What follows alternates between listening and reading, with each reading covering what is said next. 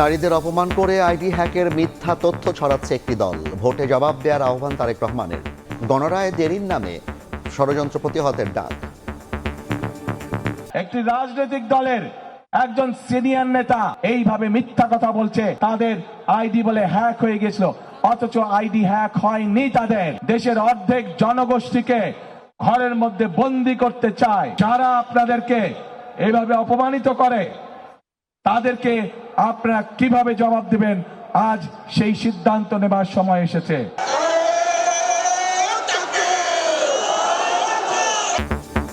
নারী হেনস্থার প্রতিবাদ করায় জামায়াতের পেছনে লাগার অভিযোগ আমিরের। গণজোয়ারে অন্ধকার দেখছে একটি দল, সম্মানজনক কর্মসংস্থানের প্রতিশ্রুতি। মা বোনদেরকে অপমান করার তার প্রতিবাদ আমি করি, এখন আমার পিছনে লেগেছে। সামনা থেকে মোকাবেলা করার সাহস নাই, পিছন থেকে এখন আমার পিছনে লেগেছে। যখন দেখে চতুর্দিকে অন্ধকার, দিশাহারা হয়ে যায়, কি করবে কি বলবে হিসাব খুঁজে পায় না। এ দিয়ে জনগণের ভালোবাসার জোয়ার ঠেকানো যাবে না। দেখছিলেন প্রধান শিরোনাম। সন্ধ্যার সময় সঙ্গে আছি আমি জাফর সাদিক। এবার অন্যান্য শীর্ষ সংবাদ। বিরামহীন গণসংযোগে প্রার্থীরা দেশকে আফগানিস্তান বানাতে চায় জামায়াত, বলছে বিএনপি। জনসমর্থন দেখে অপপ্রচার চালানোর অভিযোগ 11 দলীয় ঐক্যের। প্লট দুর্নীতির 2 মামলায় শেখ হাসিনার 10 বছরের কারাদণ্ড, টিউলিপের 4 বছর, আজমিনা রদওয়ানের 7 বছর করে সাজা। জমির বরাদ্দ বাতিলের নির্দেশ। নৈরাজ্যের মধ্যেই ফের বাড়ল এলপিজির দাম। 12 কেজির সিলিন্ডারে 50 টাকা বাড়লেও মিলছে না নির্ধারিত দরে। আমদানি সংকটে দ্রুতই স্থিতিশীল হওয়া নিয়ে শঙ্কা। এবং শ্রমিক ধর্মঘটে অচল চট্টগ্রাম বন্দর। নিউ বোরিং টার্মিনাল বিদেশিদের কাছে ইজারার সিদ্ধান্তের প্রতিবাদ। কর্মচারীদের বিরুদ্ধে ব্যবস্থার নির্দেশ উপদেষ্টার।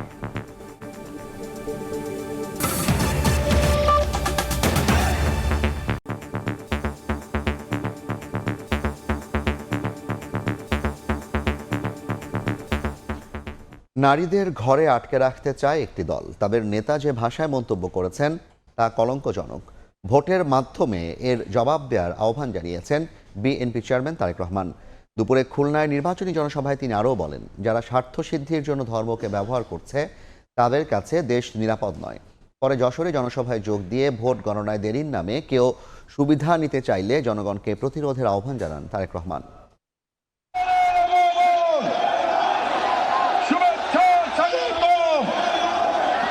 খুলনার মাটিতে 22 বছর পর তারেক রহমান।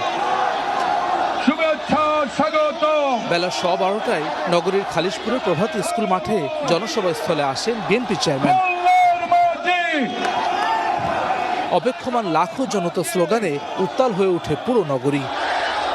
সকাল থেকেই খুলনা বিভাগের বাগেরহাট, সাতক্ষীরা সহ বিভিন্ন জেলা এবং উপজেলা থেকে জনতার ঢল নামে প্রভাতী স্কুল মাঠে। হাতে ধানের শীষ নিয়ে স্লোগানে উচ্ছ্বাস প্রকাশ করেন নেতাকর্মীরা। অন্তত 10 কোটি জনসংখ্যা। বক্তব্যের শুরুতেই উপকূলীয় এলাকার নানা সমস্যা ও সংকট সমাধানে পরিকল্পনার কথা তুলে ধরেন তারেক রহমান। ইনশাআল্লাহ বিএনপি আগামী 13 তারিখে সরকার গঠন করলে এই শিল্প নগরীকে আবার জীবিত শিল্প নগরীতে আমরা পরিণত করতে চাই। এ সময় জামায়াত আমিরের এক্স পোস্টে নারীদের নিয়ে কটাক্ষের প্রতিবাদ জানান তারেক রহমান। বলেন, নারীদের ঘরে আটকে রাখতে চায় একটি দল। এমন আচরণের জবাব ভোটের মাধ্যমে দেওয়ার আহ্বান জানান বিএনপি চেয়ারম্যান। যে দলটি নির্বাচনের আগে দেশের অর্ধেক জনগোষ্ঠীকে ঘরের মধ্যে বন্দী করতে চায়, অসম্মানজনক ভাবে কথা বলে, তাহলে আপনাদের কাছে আমার প্রশ্ন, আজকে নির্বাচনে যদি তারা কোনোভাবে সুযোগ পায় নির্বাচন পরবর্তী সময়, তাহলে তাদের আচরণ কি হতে পারে? যারা আপনাদেরকে এভাবে অপমানিত করে তাদেরকে আপনারা কিভাবে জবাব দিবেন, আজ সেই সিদ্ধান্ত নেবার সময় এসেছে।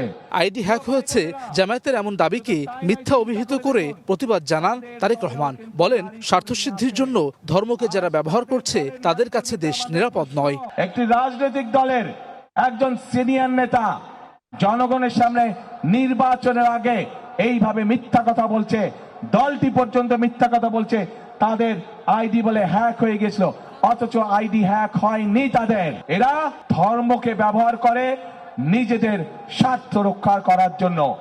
গদবাঁধা বক্তব্য নয়, সুনির্দিষ্ট পরিকল্পনার কথা বলছেন তারেক রহমান। এসব পরিকল্পনা বাস্তবায়নে শহীদ রাষ্ট্রপতি জিয়া রহমান আর বেগম খালেদা জিয়ার ধানের শীষে ভোট চাইছেন তিনি। খুলনার পর যশোরের উপশহর ডিগ্রি কলেজ মাঠে নির্বাচনী জনসভায় যোগ দেন তারেক রহমান। বলেন, ভোট গণনায় সময় বেশি লাগবে বলে যারা ষড়যন্ত্র করছে তাদেরকে প্রতিরোধে সাধারণ মানুষের প্রতি আহ্বান জানান বিএনপি চেয়ারম্যান। নির্বাচনকে বিতর্কিত করার জন্য, বাধাগ্রস্ত করার জন্য এরা উঠে পড়ে লেগেছে। নতুন গল্প শুনছি যে এবার বলে ভোট গণনা করতে অনেক বেশি সময় লাগবে। ভোট গণনা করতে কেমন সময় লাগে বাংলাদেশের মানুষের সেই ধারণা আছে। ভোট গণনা করতে দেরি হবে, এই উসিলা দিয়ে যদি কেউ কোনো সুযোগ নিতে চায়, প্রিয় ভাই বোনেরা, আপনাদেরকে তা প্রতিরোধ করতে হবে। পারবেন? দেশ পুনর্গঠনে ধানের শীষের পক্ষে ভোট দিতে সাধারণ মানুষের প্রতি আহ্বান জানান বিএনপি চেয়ারম্যান তারেক রহমান। আপনাদের সমর্থন নিয়েই বিএনপি শুরু করবে তার কাজ। হাসান ওয়ালি, সময় সংবাদ। নারীদের হেনস্থা করে একটি দল জামায়াতের পেছনে লেগেছে বলে অভিযোগ করেছেন দলটির আমির ডাক্তার শফিকুর রহমান। কক্সবাজারের নির্বাচনী জনসভায় তিনি বলেন, এসব করে গণজোয়ার ঠেকানো যাবে না। জামায়াত ক্ষমতায় গেলে নারীদের সম্মানজনক কর্মসংস্থান ও নিরাপদ দেশ গড়ারও প্রতিশ্রুতি তার। ভোট প্রদানে বাধা দিলে প্রতিহতের আহ্বান জামায়াত আমিরের।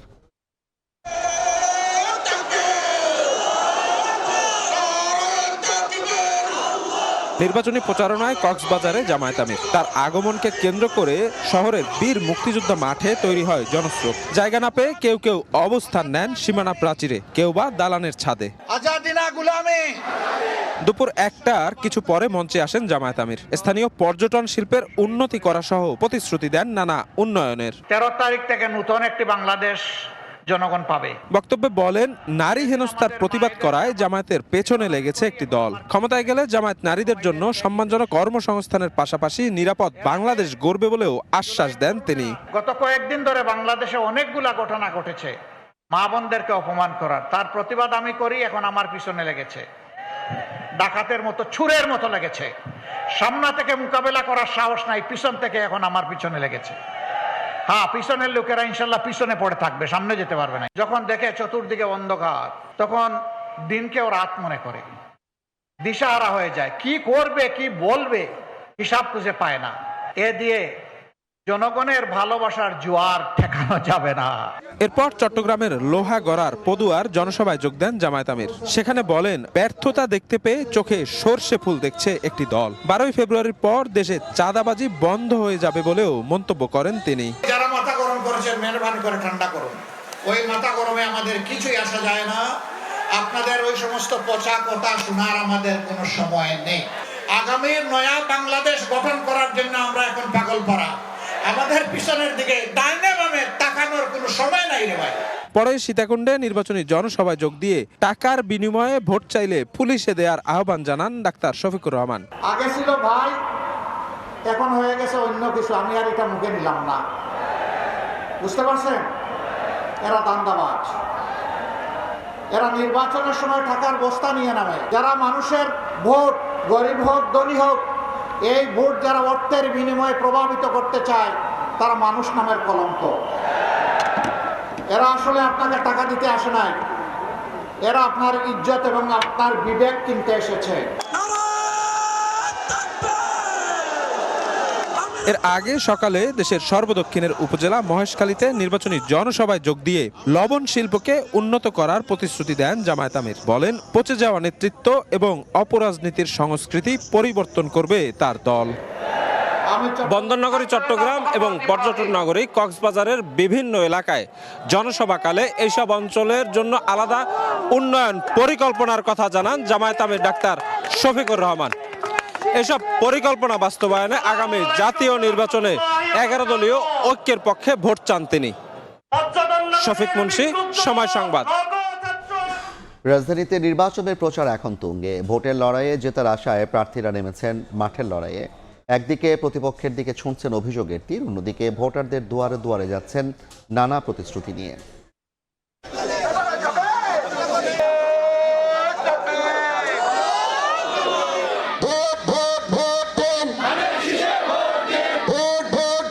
নির্বাচনের দিন ঘনিয়ে আসার সঙ্গে সঙ্গে প্রচারে জোর বাড়ছে প্রার্থীদের। অভিযোগ পাল্টা অভিযোগ থাকলেও এর প্রভাব পড়েনি গণসংযোগে।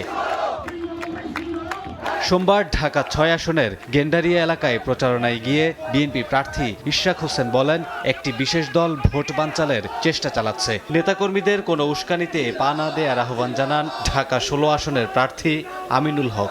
যদি এই স্বাধীনতা বিরোধীরা কোনোভাবে বাংলাদেশের রাষ্ট্র ক্ষমতা দখল করতে পারে, নারীদের তারা গৃহবন্দী করবে। তারা নিরাপত্তা দিতে পারবে না। যারা নারীদের মান সম্মান নিয়ে কথা বলেছে, কুরুচিপূর্ণ মন্তব্য করেছে, তাদের কাছে কখনোই দেশ হেফাজত না। ঢাকা ৮ আসনের শাহজাহানপুরে গণসংযোগে মির্জা আব্বাস বলেন, নারীদের নিয়ে কুরুচিপূর্ণ মন্তব্য গ্রহণযোগ্য নয়। এদিকে ঢাকা ১৭ আসনে বিএনপি চেয়ারম্যান তারেক রহমানের পক্ষে গণসংযোগ করেন আব্দুস সালাম। জনগণের সমর্থন নিয়ে আগামীর সরকার গঠনের আশাবাদ ব্যক্ত করেন তিনি। আইডি হ্যাক হয়েছে, সার্বভৌম মিথ্যা কথা। প্রস্থান থেকে নারীদের সম্বন্ধে এরকম কুরুচিপূর্ণ নোংরা মন্তব্য ওনার করা ঠিক হয় নাই। তারেক রহমানের পক্ষে যে জোয়ার উঠেছে, এই জোয়ারেরই বই প্রকাশ যে গুলশান বনানীর মানুষ তারেক রহমানের বিকল্প কিছু ভাবতে পারে না। আগামী ১২ তারিখ বিপুল ভোটে তারেক রহমানকে জয়লাভ করাবে। আজকের এই মিছিল এটাই প্রমাণ করে। রামপুরার কুঞ্জবনে গণসংযোগের সময় ১১ দলীয় ঐক্যের প্রার্থী নাহিদ ইসলাম বলেন, নির্বাচনে আবারও লাশের রাজনীতি শুরু হয়েছে। আর ঢাকা ১৭ আসনের জামায়াতের প্রার্থী ডাক্তার এস.এম. খালিদুজ্জামান বলেন, যতই ন্যারেটিভ দাঁড় করানোর চেষ্টা করা হোক, জনগণ তা বিশ্বাস করবে না। নির্বাচনে আবারও লাশের রাজনীতি শুরু করেছে আমাদের যারা প্রতিদ্বন্দ্বী রয়েছে। মানুষকে হত্যা করে লাশের উপর দিয়ে তারা নির্বাচনে জয়ী হতে যাচ্ছে। যারা নারীদের উপরে উত্ত্যক্ত করে, নারীদেরকে হরণ করে, ধর্ষণ করে, তারাই আবার বলতেছে যে নারীদের উপরে আমাদের আমিরের কথা। সুতরাং মানুষ এটা বিশ্বাস করে না। 10 ফেব্রুয়ারির মধ্যে সব ভোটারের কাছে নিজেদের পরিকল্পনা তুলে ধরার সর্বোচ্চ চেষ্টায় প্রার্থীরা। কামরুল হাসান, সময় সংবাদ। এদিকে বিরামহীনভাবে নির্বাচনী প্রচারণা চালিয়ে যাচ্ছেন ঢাকার বাইরের প্রার্থীরাও। ভোটারদের দিচ্ছেন উন্নয়নের নানা প্রতিশ্রুতি। রয়েছে পাল্টাপাল্টি অভিযোগও। বিএনপি প্রার্থীরা বলছেন, দেশকে আফগানিস্তান বানাতে চায় একটি দল। জামায়াত এনসিপি বলছে, গণজোয়ার দেখেই অপপ্রচারে নেমেছে বিরোধীরা।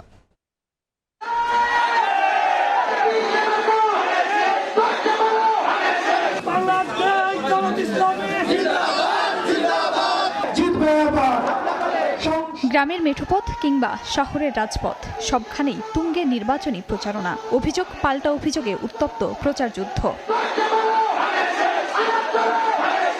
বিরামহীন পাড়া মহল্লায় ছুটে বেড়াচ্ছেন ঠাকুরগাঁও ১ আসনে ধানের শীষের প্রার্থী বিএনপি মহাসচিব মির্জা ফখরুল ইসলাম আলমগীর। সদরের ঢোলারহাট এলাকায় নির্বাচনী সভায় বলেন, দেশকে আফগানিস্তান বানাতে চায় জামায়াত।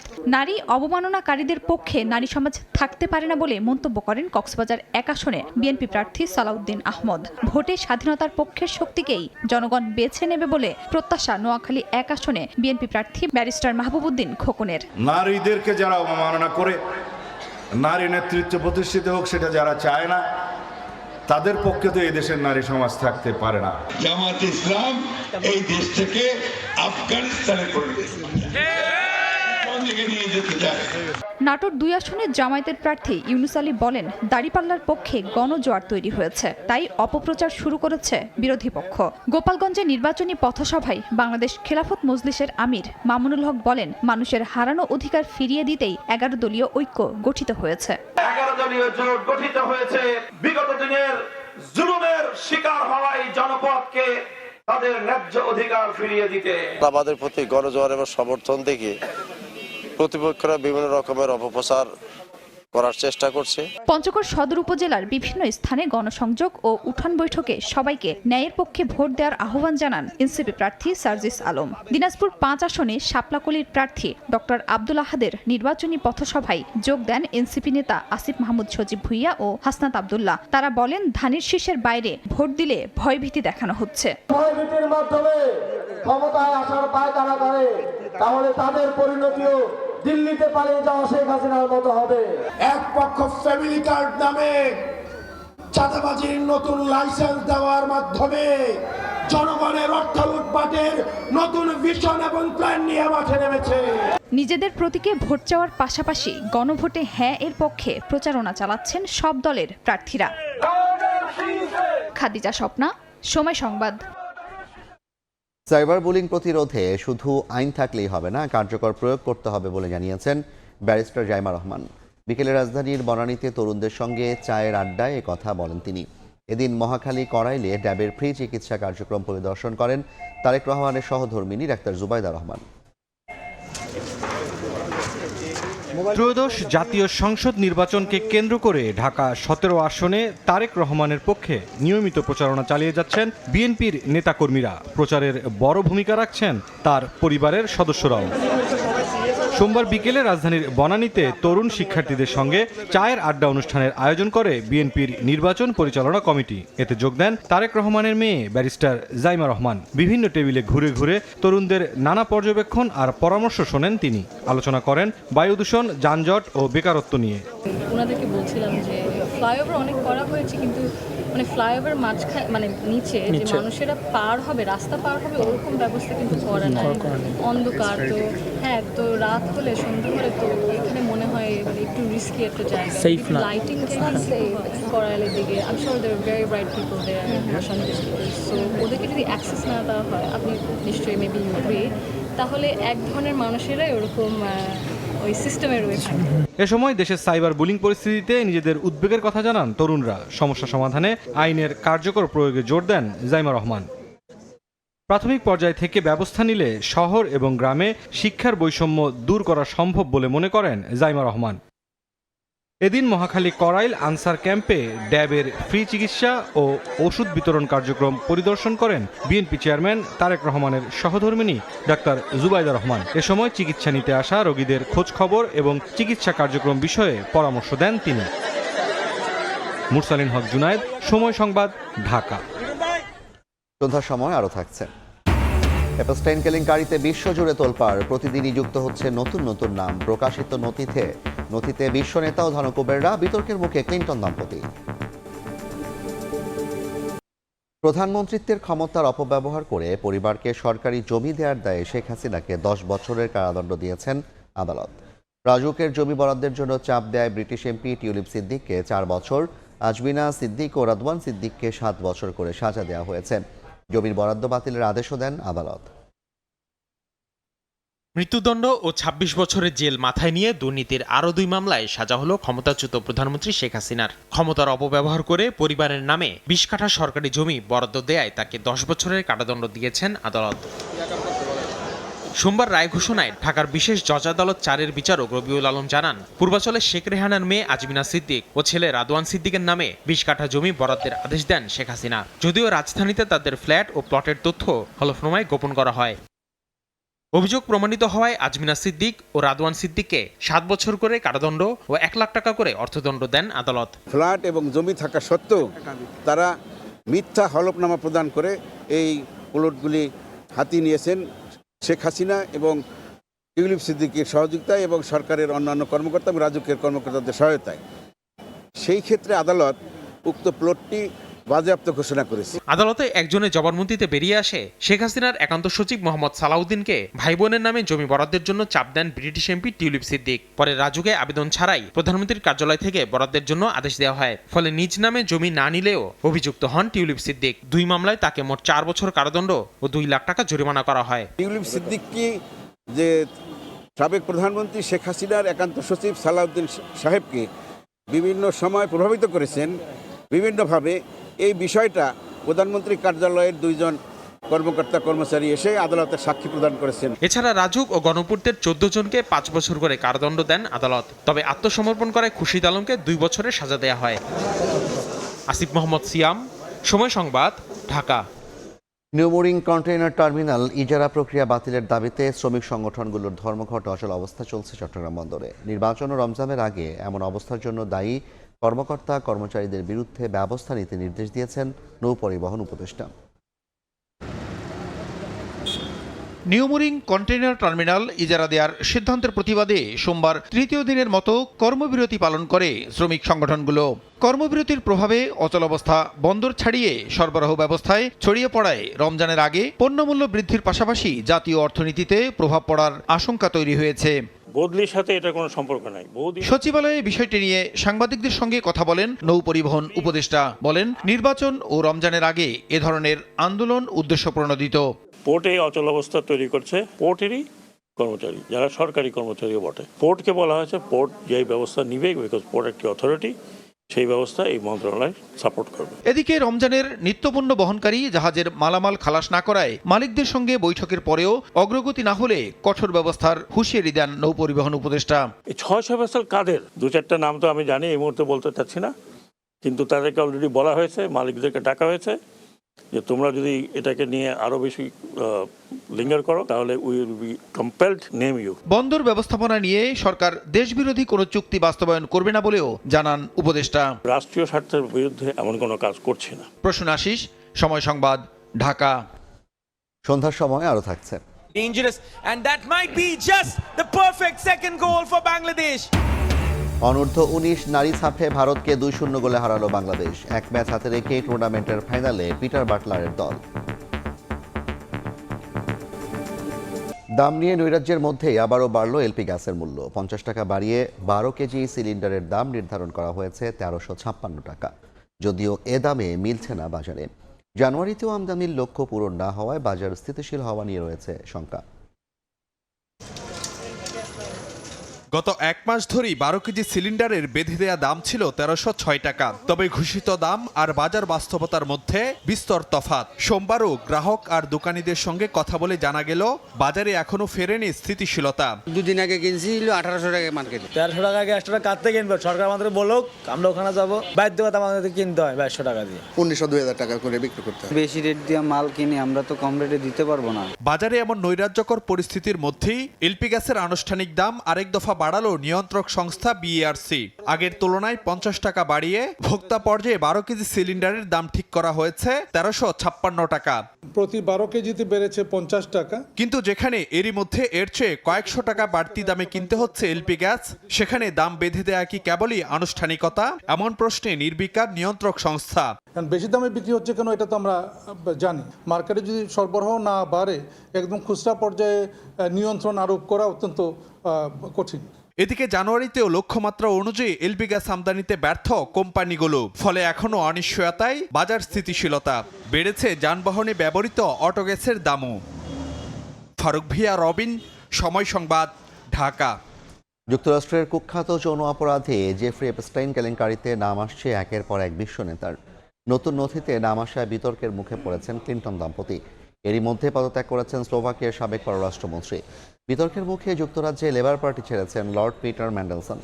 এর আগে যুক্তরাষ্ট্রের বিচার বিভাগের প্রকাশিত নথিতে তার নাম আসে। অনূর্ধ্ব 19 নারী সাফের খবর। ভারতকে হারিয়ে টুর্নামেন্টের ফাইনালে পা দিয়ে রাখল বাংলাদেশ।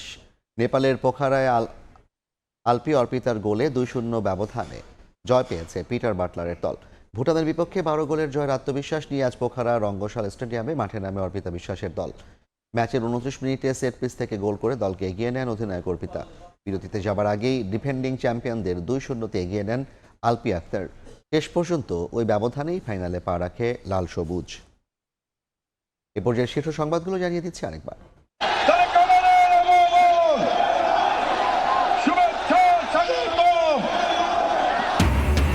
নারীদের অপমান করে আইডি হ্যাকের মিথ্যা তথ্য ছড়াচ্ছে একটি দল। ভোটে জবাব দেওয়ার আহ্বান তারেক রহমানের। গণনায় দেরির নামে ষড়যন্ত্র প্রতিহতের ডাক।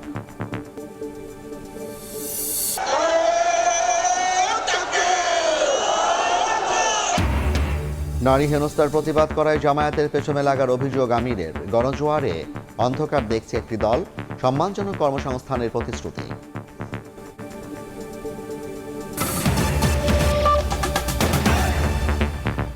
এই ছিল সন্ধ্যার সময়। এরপর নির্বাচনের সময় নিয়ে সঙ্গে থাকছেন তোহা খান তামিম। জাফর, আপনাকে ধন্যবাদ। নির্বাচনের সময় নিয়ে আসছি কিছুক্ষণ পর, সঙ্গে থাকুন সময়ের।